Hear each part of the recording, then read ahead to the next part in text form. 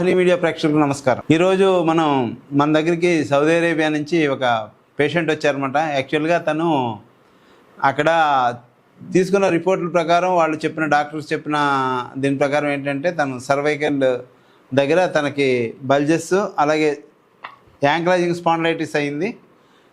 అలాగే లంబర్లో కూడా తనకి అంటే లోయర్ బ్యాక్లో కూడా తనకి బల్జెస్ ఉన్నాయన్నమాట. దాంతో అక్కడ ఉన్న డాక్టర్స్ ఏమన్నారంటే నీకు ఆపరేషనే తప్పదు, ఆపరేషన్ అనేది కంపల్సరీ అని చెప్పారన్నమాట. దాంతో మన దగ్గరికి ఇక్కడికి వైద్య వెల్నెస్ సెంటర్ గురించి విని తను రావడం జరిగిందనమాట. వచ్చిన తర్వాత ఆ పేషెంట్ యొక్క రిపోర్ట్స్ అట్లా ఉంచి మనం అసలు ఎక్కడెక్కడ ఏమున్నాయనేది నేను నాడి పట్టుకుని తర్వాత మర్మాస్ ద్వారా అది చూశాను. చూసిన తర్వాత తనకి సర్వైకల్ దగ్గర C3, C4, C5, C6, C7 and T1 ఇవన్నీ కూడా బల్జెస్ ఉన్నాయి. తర్వాత ఈ యాంక్లైజింగ్ స్పాండిలైటిస్ వచ్చింది. దాంతో ఇవన్నీ కూడా కలిసిపోయినాయి అనమాట. ఒక పొర, ఒక లేయర్ బాగా థిక్గా వచ్చేసింది అనమాట. దానిపైన ఇవన్నీ కలిసిపోయి ఉన్నాయి. తర్వాత అలాగే లోయర్ బ్యాక్ అంటే తను ఐటీలో చేస్తారన్నమాట. సాఫ్ట్వేర్ ఫీల్డ్లో ఉన్నారు ఆయన ఒక పెద్ద కంపెనీలో MNCలో. దాని గురించి ఆయనకి సిట్టింగ్ పొజిషన్ సరిగా లేకపోవడం వల్ల ఈ లోయర్లో కూడా బల్జెస్ రావడం, దాని మూలంగా తనకి సయాటిగా రావడం, లెఫ్ట్ లెగ్ బాగా లాగేసి తర్వాత అలాగే ఈ యాంకిల్ కూడా తను కదల్చలేకపోయేవారు సరిగా. ఈ యాంకిల్ కూడా బాగా బిగిసిపోయినట్టుగా అయిపోయింది అనమాట. అయిపోయి తర్వాత ఈ పాదం కింద ఈ పాదం ఉంది కదా, ఈ పాదం కింద నమ్మనెస్ అంటే తిమ్మిరిగా ఉండేదన్నమాట. తనకి ఏం తెలిసేది కాదు. తిమ్మిరిగా వచ్చేసి నిదట్లో విపరీతంగా పాదాలన్నీ బిగిసిపోయినట్టుగా. తర్వాత ఈ ఫీమర్ హెడ్ ఉంది, ఏవియన్ ఎవాక్యులర్ నెక్రోసిస్ అని, ఇది కూడా తిరిగేది కాదనమాట. ఎట్లా మూమెంట్ అయ్యేది కాదు. అంటే ఈ కాలు ఇలా ఫోల్డ్ చేయడానికి అనువుగా ఉండేది కాదనమాట. ఈ ప్రాబ్లమ్స్ తోటి మన దగ్గరకు వచ్చారు. ఇప్పుడు తనకు మనం ఏం చేసామంటే డీప్ టిష్యూ మసాజు, మన వైద్య వెల్నెస్ సెంటర్లో డీప్ టిష్యూ మసాజు, తర్వాత కైరోప్రాక్టిక్ అడ్జస్ట్మెంటు, అలాగే డ్రై కపింగ్ మసాజ్ చేసేటప్పుడే ఈ డ్రై కపింగ్ అనేది కూడా మనం చేయడం మూలంగా డ్రై కపింగు అలాగే ఆక్యుపంచర్ ఇవి చేయడంతో ఇప్పుడు పేషెంటు చాలా వరకు బాగా రికవరీ అయ్యారు. ఇప్పుడు 90% వరకు అది రికవరీ అనేది అయింది. ఇంకొక 5-6% అవుతుంది. దానికి కొంచెం టైం పడుతుంది. అంటే 1 month 15 days అలా పడుతుంది. రేపు సాటర్డే మళ్ళీ ఆయన వెళ్ళిపోతున్నారు అన్నమాట, సౌదీ వెళ్ళిపోతున్నారు. ఆయనకి ఇప్పుడు మనం చేసిన అడ్జస్ట్మెంట్లు అంటే కైరోప్రాటిక్ అడ్జస్ట్మెంటు తర్వాత ఆక్యుపంచర్ అయ్యి ఎట్లా చేసామనేది మనం ఇప్పుడు చూద్దాం. సార్ సౌదీ నుంచి వచ్చారు మన దగ్గరికి. సార్కి సర్వైకల్లో ప్రాబ్లం ఉందనమాట. సర్వైకల్లో C3, C4, C5, C6లో ప్రాబ్లం ఉంది. తర్వాత యాంక్లైజింగ్ స్పాండిలైటిస్ కూడా వచ్చిందనమాట. యాంక్లైజింగ్ స్పాండిలైటిస్ అంటే మన మెడ ఇంకా తిరగదనమాట. ఈదరికి అదరికి సేమ్ గట్టిగా అయిపోతుంది అనమాట. ఇంత ముందర సార్ ఇది నడుము చూసుంటే మనం చేయక ముందర చాలా గట్టిగా ఉండేది అనమాట. ఎలాగంటే సేమ్ కాంక్రీట్ ఎలా ఉంటుందో అంత గట్టిగా చెక్కలా ఉండేది అనమాట. అంత గట్టిగా ఉండేది. తర్వాత మనం ఇక్కడ అవన్నీ గుర్తించాం. ఏ వెర్టిబ్రాస్ దానివల్ల ఎఫెక్ట్ అయినాయి, తర్వాత లంబర్లో ఏమైనాయి అనేది చూసి అది ఐడెంటిఫై చేసిన తర్వాత మనం సార్కి డీప్ టిష్యూ మసాజు అలాగే ఆక్యుపంచరు మర్మ నాడీ ద్వారా అన్నీ చూసి కరెక్ట్గా వాత పిత్త కఫ దోషాలన్నిటిని ఏ రేంజ్లో ఉన్నాయో చూసి వాటిని ఎరాడికేట్ చేసిన తర్వాత మనం ట్రీట్మెంట్ అనేది కైరో అడ్జస్ట్మెంట్ కూడా చేసాం. ఈ డీప్ టిష్యూ మసాజ్ చేసిన తర్వాత సార్ యొక్క ఆ పార్ట్స్ అన్నీ కూడా బాగా లూజ్ అవడంతో మనం స్పైనల్ స్టిమ్యులేషన్ తర్వాత నెక్ పుల్లింగ్ లాంటి దీని ద్వారా మొత్తం అంతా సార్ బాడీ అంతా అడ్జస్ట్ చేసాం అనమాట. ఇప్పుడు చాలా వరకు తగ్గిపోయింది. ఒక 90% ఓకే రికవరీ. ఇంకా 10% ఉంది. అది కూడా త్వరలో వచ్చేస్తుంది. అది కూడా దానికి ఒక 15 to 20 days టైం పడుతుంది అంతే. ట్రీట్మెంట్ అయితే అయిపోయింది. అది ఇంకా రావాలి ఇంకో 1 monthలో. ఓకే మళ్ళీ సార్ మళ్ళీ సౌదీ వెళ్ళిపోతున్నారు రేపు సాటర్డే. ఇప్పుడు మనం సార్కి చేసినటువంటి అడ్జస్ట్మెంట్లు నెక్ అడ్జస్ట్మెంట్లు కానీ లేకపోతే థోరాసిక్ దగ్గర కానీ లేకపోతే లంబర్లో కానీ ఏ రకంగా మనం కైర్ అడ్జస్ట్మెంట్ చేసాము అనేది మనం చూద్దాం. అలాగే అడ్జస్ట్మెంట్ గన్తో కూడా మనం అడ్జస్ట్మెంట్స్ కూడా చేద్దాం.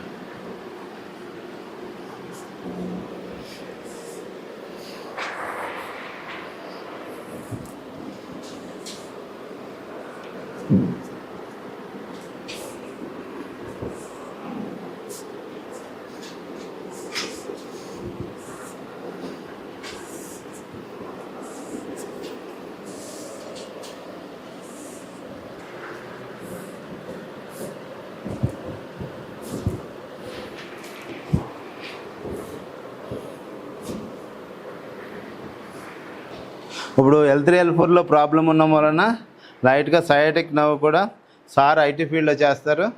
అంచేత మెయిన్ వచ్చిందనమాట ఈ ప్రాబ్లం సర్వైకల్ దగ్గర, తర్వాత లంబర్ దగ్గర. అందుకని ఈ సయాటిక్ నర్వ్ని కూడా మనం అడ్జస్ట్ చేస్తున్నప్పుడు మీరు చూసారు ఇంత ముందర, అది సయాటిక్ నర్వ్ని అడ్జస్ట్మెంట్ చేస్తాం అనమాట కైరో ద్వారా, కైరో అడ్జస్ట్మెంట్.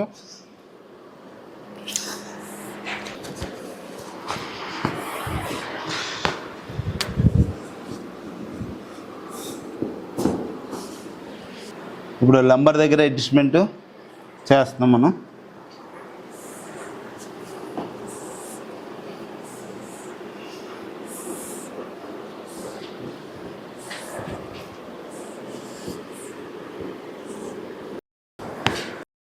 గాలి తీసుకోండి, వదలండి, తీసుకోండి.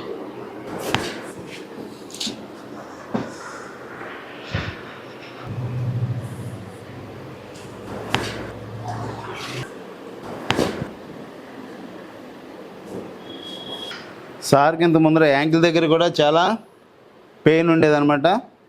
ఈ కైరో అడ్జస్ట్మెంట్ మూలంగా ఈ పెయిన్ కూడా యాంకిల్ దగ్గర బాగా తగ్గింది, లెఫ్ట్ సైడ్.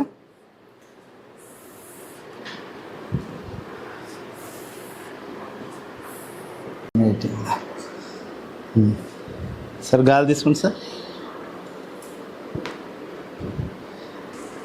పొట్ట మీద చేతులు వేసుకోండి, గాలి తీసుకోండి, వదలండి, మరలా తీసుకోండి, వదలండి. గుడ్. అడ్జస్ట్మెంట్ గన్ తోటి ఈ సార్ దగ్గర సర్వైకల్ దగ్గర అడ్జస్ట్మెంట్ చేస్తున్నాం.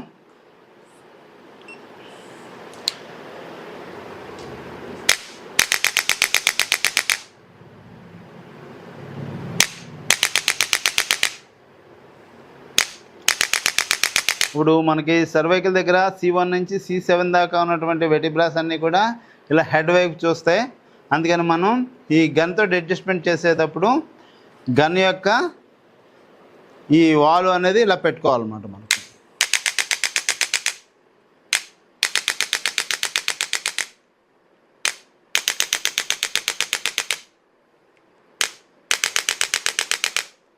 యాంక్లైజింగ్ స్పాండిలైటిస్ అనుకున్నాం కదా సార్కి, అందుకని మనకి C7 T1 జాయింట్, ఈ థొరాసిక్ దగ్గర నుంచి ఉన్న 12 వెర్టిబ్రాస్ కూడా పైకి నిటారుగా చూస్తుంటాయి కాబట్టి మనం 90 డిగ్రీస్ యాంగిల్లో మన యొక్క గన్ను పెట్టుకుని అడ్జస్ట్మెంట్ చేసుకోవాలి.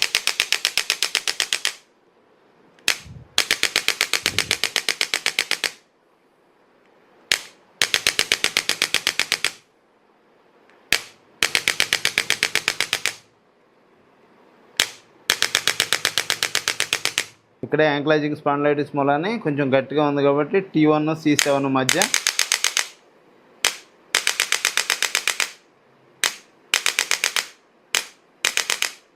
సర్వైకల్ థొరాసిక్ జాయింట్ అంటుంది దీన్ని.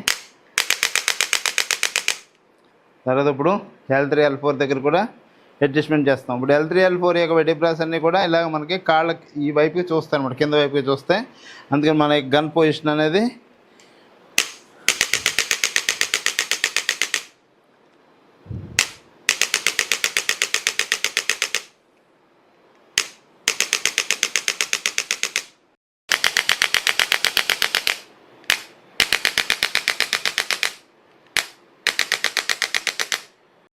ఇప్పుడు ఈ మర్మా పాయింట్స్ దగ్గర కూడా మనం ఈ అడ్జస్ట్మెంట్ తోటి మనం అక్కడ కూడా యాక్టివేట్ చేస్తున్నాం మర్మా పాయింట్స్ని కూడా.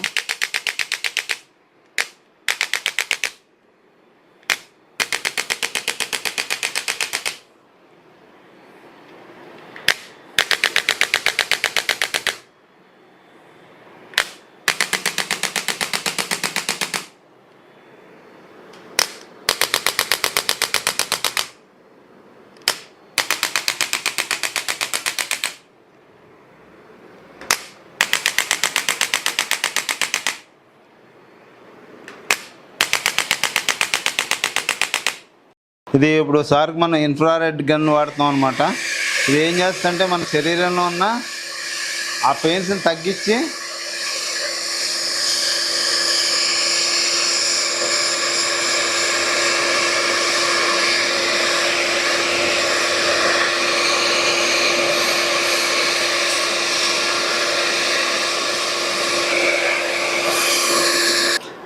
ఇప్పుడు సార్కి మనం ఇందా అనుకున్నాం కదా, ఇప్పుడు ఆకి పంచర్ చేస్తున్నాం. ఇప్పుడు C7 T1 మధ్యలో